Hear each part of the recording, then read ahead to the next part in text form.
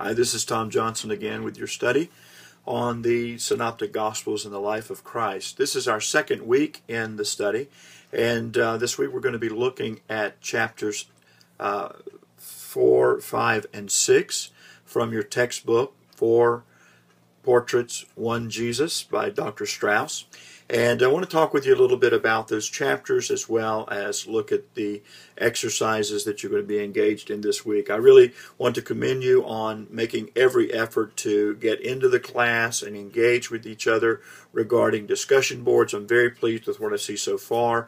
I can tell that you are interested and that you are engaging with the text as well as wanting to discuss that which you're learning. I really do appreciate that and commend you on it. And this week we're going to talk about some things that I really enjoy reading about. It's going to be the historical backgrounds for the gospel. And as we've been talking about the synoptic problems and how the Gospels came into being, we're going to give you a little more insight as to the world that Jesus actually came into. He did not come into the world that Moses left, for example. There was no tabernacle. They were not out in the wilderness. This was a world that had been rocked by war, had been affected by captivity and sin, and the whole system, though it was still based on the Mosaic law, had changed and transformed quite a bit.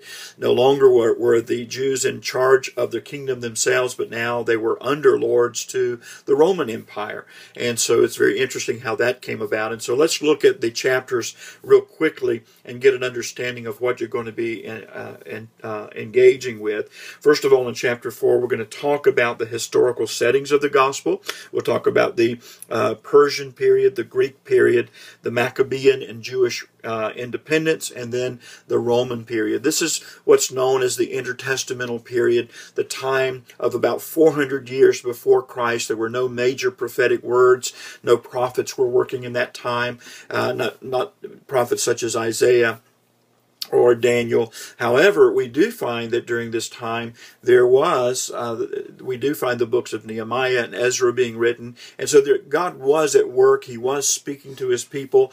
Very interesting things were taking place on the worldwide scope, and very interesting that God allowed the wars and the occupation of Israel. And one might think this is the worst thing that could have possibly happened.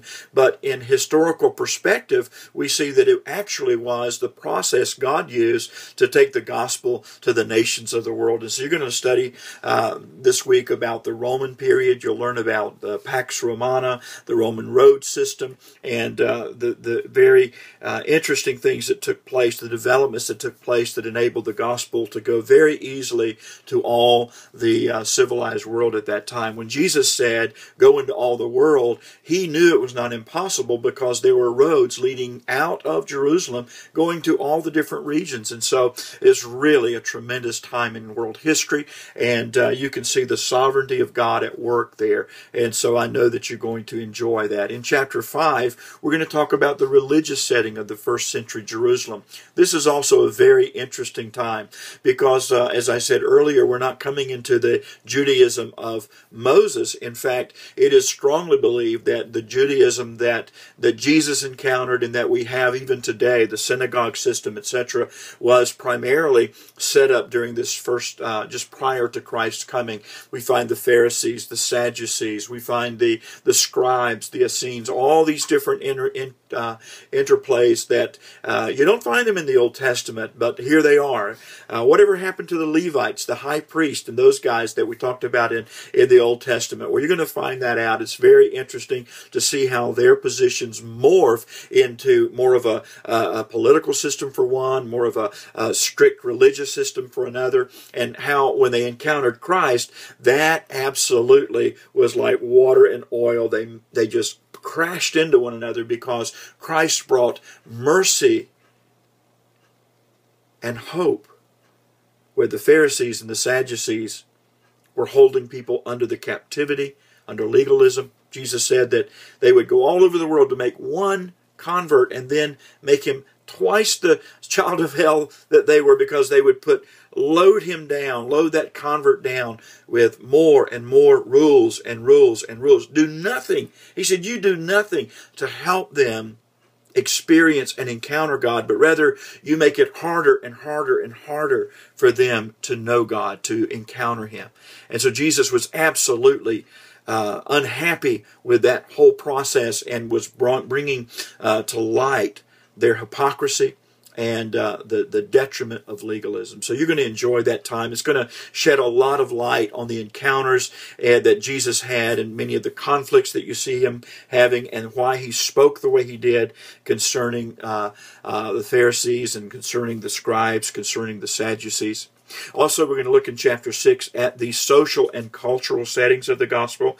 This is going to give you a little inside look at the family life of the people that lived during first century Judaism, the family life of those disciples that were with Jesus, even in the family life of Jesus himself. You're going to see more about how they lived, how they worked. You're going to read about the feast that they celebrated, the wedding feast, and how important the wedding feast was, and how important it was, or the significance of Christ coming to the wedding feast at Cana and turning the water to wine. You're also going to see the significance of the marriage supper of the Lamb, and how all those things play in together. It really is tremendous, and I know that you're going to enjoy that, and you're going to find it rewarding as you dig into the scriptures, or into the text this week. Also, you'll be reading from the Gospel of Mark, one of my favorite Gospels. The Gospel of Mark is often thought of as the most adventurous, most exciting, most get-it-done-now kind of a Gospel. And the reason for that, you'll discover, is that it actually, we believe, is the written memoirs of the Apostle Peter. You know, Peter was the guy that was always ready to go. He was, it was almost like ready, shoot, aim with Peter. He was stepping off the boat. He was cutting off the ear. He was rebuking Christ. He was always getting himself in a little bit of trouble, because he was, I don't want to say impetuous, but he was very passionate about serving God. And so here we read the Gospel of Mark, and throughout that Gospel of Mark we see the word immediately. And that word immediately, it really summarizes how Peter lived. It was like, okay, we're going to do this, let's do it now. And Peter was fast to move and go forward. So you're going to see a lot of exciting things. Peter tells us, or Mark tells us the stories that Peter saw, and relates to us lots of miracles, and God, the Lord Jesus, casting out demons. You're going to find a lot of the Gospel of, you're going to see lots of power struggles in the Gospel of Mark, as Peter related them to, we believe, John Mark, who wrote those down for him. So this is going to be an exciting time for you. Remember to not only read the text, but also utilize the YouVersion or some other audio Bible, and listen to it as well. Perhaps while you're going to the gym, or out for a walk, or riding in your car, you can have that playing, and just let it saturate and permeate you. Again, we're just building up a ready reference to the Scriptures as we go along. All right? Now, this week I've asked you to complete your workbook. You'll be covering chapters 4 through 6, 4, 5, and 6 in your workbook as well. Remember to answer all the questions, and also to answer all the key phrases, to look up those words in the vocabulary, or in the glossary, or pull them from your reading and make those definitions available to yourself. You're going to need them, because this week you're also going to experience your first quiz in this course, the first of 4.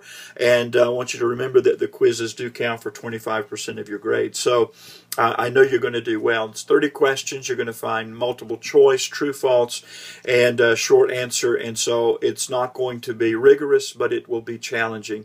You will have 2 hours to complete that quiz, and so I want you to do as best you can without utilizing your book and your workbook. Remember that it is a closed textbook quiz, and when necessary you can refer, of course, to your notes, as I have told you already. Remember to record your reading in your reading log in every week as you're going along, because that's part of your assignment as well, and it will count towards the end of your grades. and will be very important as you begin developing your bibliography. All right? Thank you, and God bless you. Enjoy this study this week.